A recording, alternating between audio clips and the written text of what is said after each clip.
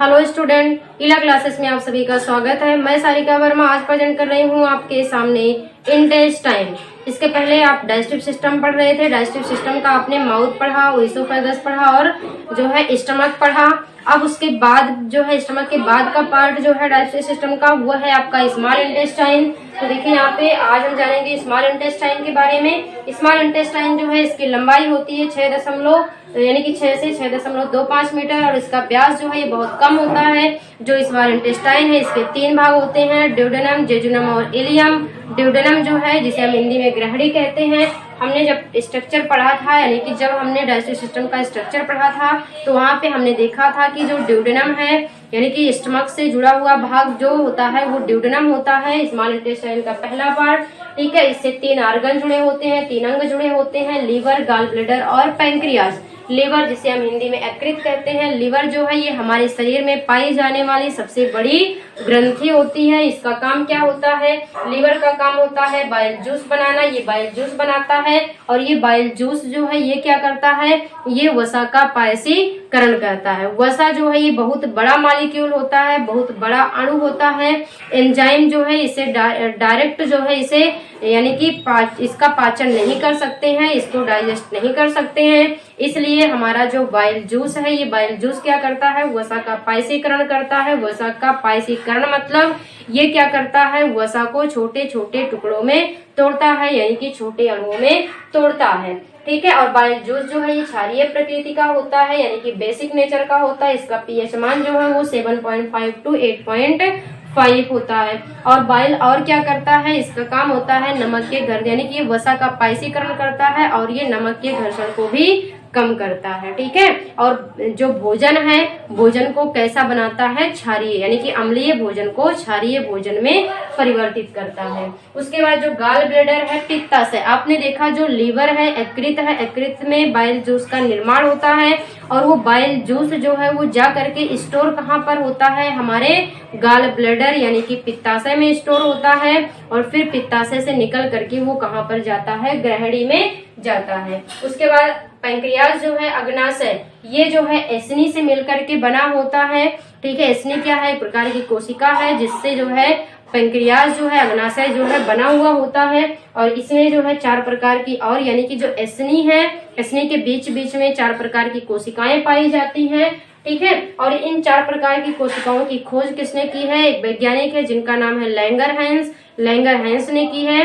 यानी कि 4 प्रकार की कोशिकाओं की खोज लैंगरहैंस ने की है, इसलिए इसे कहा जाता है हम पैंक्रियाज को यानी कि अग्नाशय को हम लैंगरहैंस की द्वीपिकाएं भी कहते हैं। ठीक है, और ये जो अग्नाशय है इसे हम मिश्रित ग्रंथि कहते हैं। मिश्रित ग्रंथि इसलिए कहते हैं क्योंकि हमारे शरीर में 2 प्रकार की ग्रंथियां होती हैं। एक होता है एक्सोक्राइन और एक होता है एंडोक्राइन यानी कि अंतःस्रावी ग्रंथि और बाह्यस्रावी ग्रंथि। अंतःस्रावी ग्रंथियां जो होती हैं ये हार्मोन बनाने का काम करती हैं, इनसे जो है हार्मोन का सिक्रीशन होता है। और जो बाह्यस्रावी ग्रंथियां होती हैं इससे एंजाइम का सिक्रीशन होता है। ठीक है, लेकिन ये हमारा जो अग्नाशय है, हमारा जो पैंक्रियाज है, ये दोनों प्रकार के यानी कि ये हार्मोन का भी सिक्रीशन करता है और ये एंजाइम का भी सिक्रीशन करता है। अर्थात हम कह सकते हैं कि हमारा जो अग्नाशय है यानी कि जो पैंक्रियाज है ये एक्सोक्राइन और एंडोक्राइन दोनों की भांति व्यवहार करता है, इसीलिए इसे हम कहते हैं मिश्रित ग्रंथि या मिक्स्ड ग्लैंड। ठीक है, इसमें जो 4 प्रकार की कोशिकाएं होती हैं कौन कौन सी होती हैं? अल्फा कोशिका, alpha cell, beta cell, delta cell और पीपी सेल। अल्फा सेल जो है इससे एक प्रकार के हार्मोन का सिक्रीशन होता है जिसे हम कहते हैं ग्लूकेगॉन हार्मोन। ठीक है, और बीटा सेल जो है इससे इंसुलिन हार्मोन का सिक्रीशन होता है। जो डेल्टा सेल है इससे सोमेटोस्टेनिन हार्मोन का सिक्रीशन होता है। उसके बाद जो एस्नी है, एस्नी से किसका निर्माण होता है? पैंक्रियाटिक जूस का निर्माण होता है। और ये पैंक्रियाटिक जूस जो है इसमें 3 प्रकार के एंजाइम पाए जाते हैं। वो एंजाइम कौन कौन से हैं? 3 प्रकार के। तो पहला एंजाइम जो है वो है एमाइलेज एंजाइम। ये एमाइलेज एंजाइम जो है ये क्या करता है?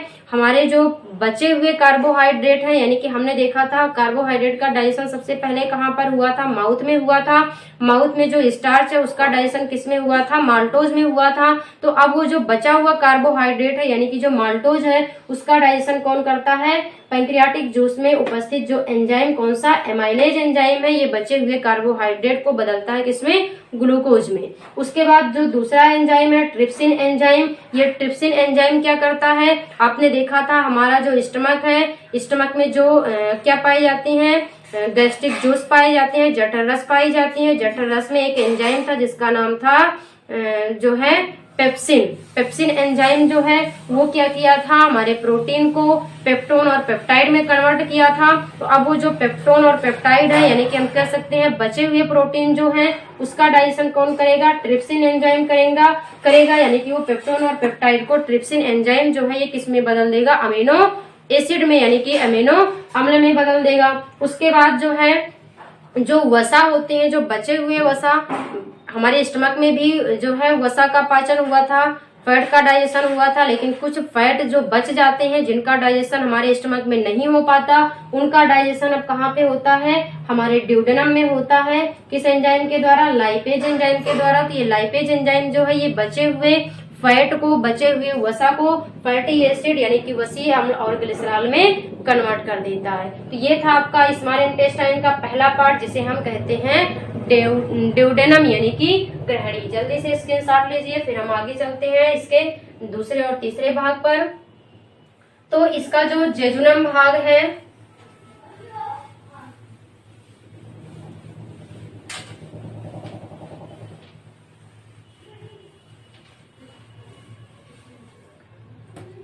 अब यहाँ पे देखिए हम दूसरा भाग देखते हैं, जेजुनम।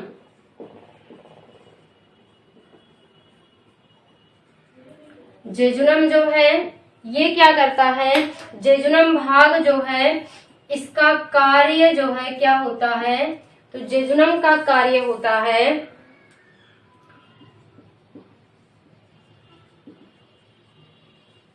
डाइजेस्टेड फूड को ड्यूडेनम से इलियम तक पहुंचाना। और इसमें जो है ना तो भोजन का पाचन होता है और ना ही भोजन का अवशोषण होता है। ठीक है, इसमें ना तो भोजन का पाचन होता है और ना ही भोजन का अवशोषण होता है। ठीक है, इसका काम क्या होता है, केवल डाइजेस्टेड फूड को ड्यूडेनम से कहां तक पहुंचाना, इलियम तक पहुंचाना। उसके बाद हम तीसरा भाग इसका देखते हैं, इलियम। तो ये जो इलियम है इसमें जो है इलियम भाग जो है इसमें अंगुली के समान, इसमें अंगुली के समान संरचनाएं पाई जाती हैं जिसे क्या कहते हैं, रसांकुर यानी कि विलाई, जिसे हम क्या कहते हैं, रसांकुर कहते हैं, यानी कि विलाई कहते हैं। ठीक है, और ये जो विलाई है, विलाई जो है ये इलियम में आए हुए, ये इलियम में आए हुए भोजन को सरफेस एरिया यानी कि सतह क्षेत्र प्रदान करती हैं और भोजन को क्या करती हैं, अवशोषित करती हैं। ठीक है, इलियम भाग जो है, इलियम में क्या होता है, भोजन का अवशोषण होता है। किसके द्वारा, इलियम में जो है, या हम कह सकते हैं इलियम के आंतरिक भाग में अंगुली के समान संरचनाएं पाई जाती हैं जिसे हम रसांकुर या विलाई कहते हैं। ये विलाई क्या करते हैं, हमारे इलियम में आए हुए भोजन को सरफेस एरिया यानी कि सतह क्षेत्र प्रदान करती हैं और भोजन को संचित कर लेती हैं या भोजन को अवशोषित कर लेती हैं। ठीक है, उसके बाद जो है अवशोषित भोजन जो है ये अलग अलग स्थानों पर यहाँ से चला जाता है। ठीक है, इसके बाद जो है इलियम हो गया। अब आप पढ़ेंगे लार्ज इंटेस्टाइन, यानी कि बड़ी आंत। इसकी जो लंबाई होती है 1 से 1.25 मीटर। इसकी लंबाई जो है वो 1 to 1.25 मीटर होती है और इसका व्यास जो है ये बहुत ज्यादा होता है, इसीलिए इसे हम बड़ी आंत कहते हैं। व्यास के आधार पर ही इनका जो है छोटी आंत और बड़ी आंत नाम रखा गया है। तो आपका जो लार्ज इंटेस्टाइन है इसके भी कितने भाग होते हैं? 3 भाग होते हैं। इसके भी कितने भाग होते हैं? 3 भाग होते हैं। पहला जो है सीकम होता है और दूसरा जो है सीकम के बाद कोलोन होता है, कोलोन, और तीसरा जो होता है वो होता है रेक्टम। ठीक है, सीकम, कोलोन और रेक्टम। ये जो सीकम भाग है इसमें जो है क्या होता है? इसमें अपेंडिक्स, यानी कि इस भाग में अपेंडिक्स पाया जाता है। इस भाग में अपेंडिक्स पाया जाता है जिसे अवशेषी अंग या वेस्टिजियल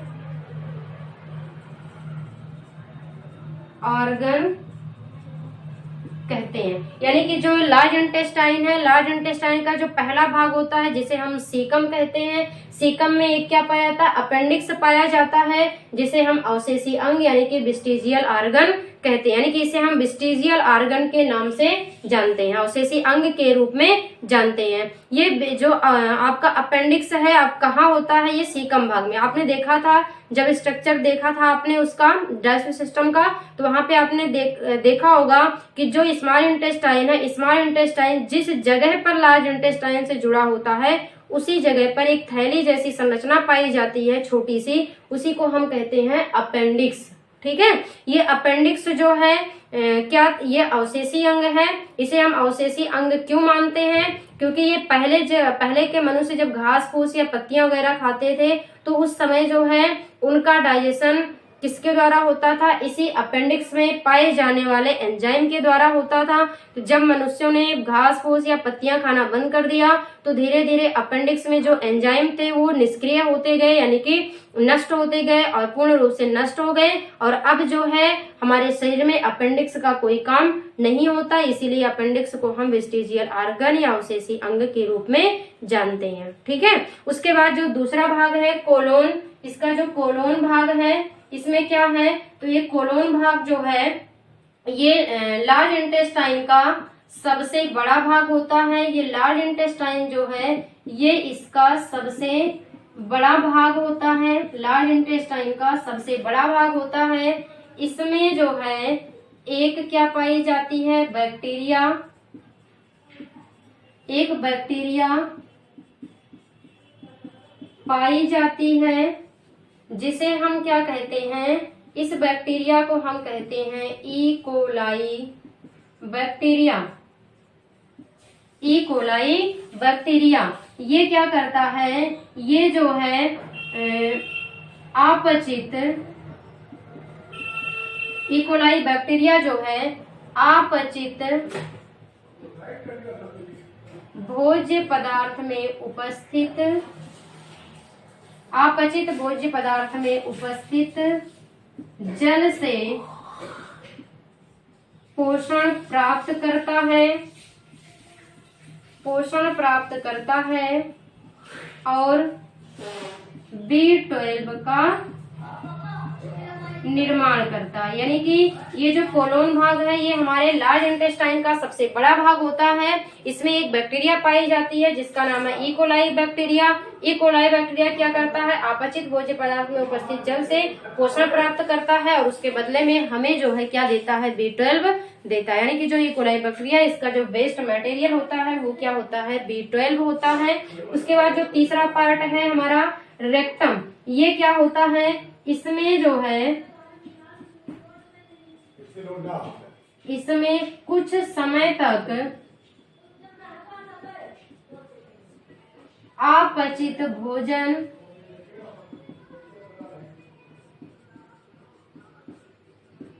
संचित रहता है और कुछ समय बाद रेक्टम नहीं, एनस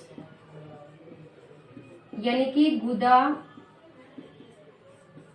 द्वार के द्वारा बाहर